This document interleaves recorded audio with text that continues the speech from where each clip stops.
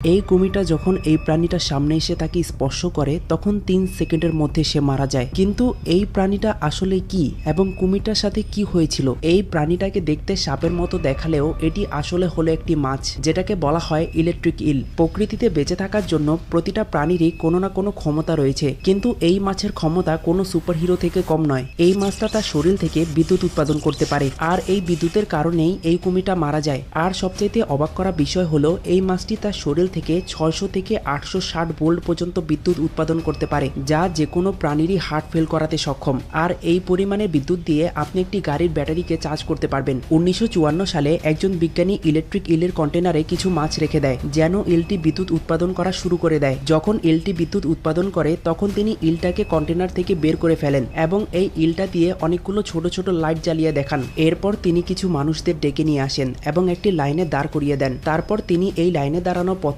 ব্যক্তি এবং শেষ ব্যক্তির হাতে একটি বড় রড ধরিয়ে দেন এবং সবাইকে বলেন একজন আরেকজনের হাত ধরে দাঁড়াতে। এই রডটির সাথে তার পেঁচানো ছিল। তারপর যখন তিনি এই তারের শুরুর প্রান্ত ইলেকট্রিক ইলের শরীরে লাগান তখন সবাই এক প্রচন্ড শক অনুভব করে। এর মাধ্যমে বোঝা যায় ইলেকট্রিক ইল প্রচুর পরিমাণে বিদ্যুৎ উৎপাদন করতে পারে। কিন্তু কিভাবে একটি মাছ এত পরিমাণে বিদ্যুৎ উৎপাদন করতে পারে? এছাড়াও এই মাছটি সম্পর্কে আরো কিছু চমৎকার তথ্য জানবো আজকের এই ভিডিওতে। এই ভিডিওটা দেখলে অনেক কিছু শিখতে পারবেন। তো চলুন ভিডিওটা শুরু করা যাক।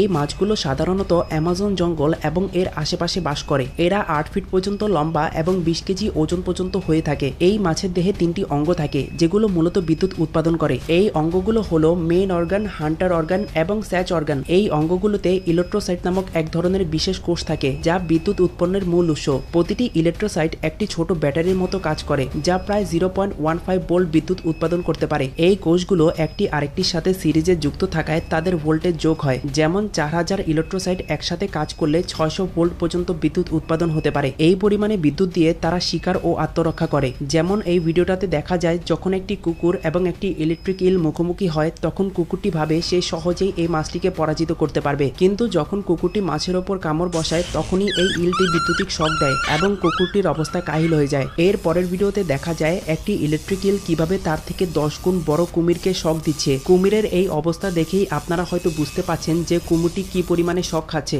এর পরের ভিডিওতে একটি কুমির যখন ইলেকট্রিক ইলকে কামড় দেওয়ার মতো সাহস করে তখন এটি তার জীবনের সবচেয়ে বড় ভুল হিসাবে প্রমাণিত হয়। ইলটি কিছুক্ষণের মধ্যেই শক দিয়ে কুমিরটিকে মেরে ফেলে। এরপর চলুন এমন কিছু ভিডিও দেখা যাক যেখানে মানুষ মুখোমুখি হয়েছিল এই ভয়ঙ্কর ইলেকট্রিক ইলের সঙ্গে। এই ভিডিওতে অবস্থিত ছেলেটি জানতো না যে তার আশেপাশে ইলেকট্রিক ইল আছে, আর যখনই ইলটি শক দেয় তখন ছেলেটি অচেতন হয়ে পানিতে পড়ে যায়। এরপর এই ভিডিওতে এই ছেলেটি যখন ইলেকট্রিক ইলকে ধরার চেষ্টা করে তখন বিদ্যুতিক শকের কারণে সে লাফিয়ে পড়ে। এই ভিডিওতে এই ব্যক্তিটি তার দেহের সাথে একটি ইলেকট্রিক ইলকে লাগিয়ে রেখেছিল যেন দূরে অবস্থিত তার বন্ধুরা দেখতে পারে যে ইলটি কতটুকু বিদ্যুৎ উৎপাদন করতে সক্ষম। আর যখনই ইলটি শক দেয় তখন সে কিছু বুঝে উঠতে পারার আগেই পানিতে পড়ে যায়। পরবর্তীতে জানা যায় ইলটি 2 মিলি সেকেন্ডের জন্য 860 ভোল্ট পর্যন্ত বিদ্যুৎ উৎপাদন করেছিল। এরপর যখন এই ব্যক্তিটি মাছটিকে ধরেছিল তখন পাশে থেকে একজন বৃদ্ধ ব্যক্তি কিছু না বুঝেই খালি হাতে এই মাছটিকে ধরে ফেলে। তারপর যা হওয়ার তাই হয়।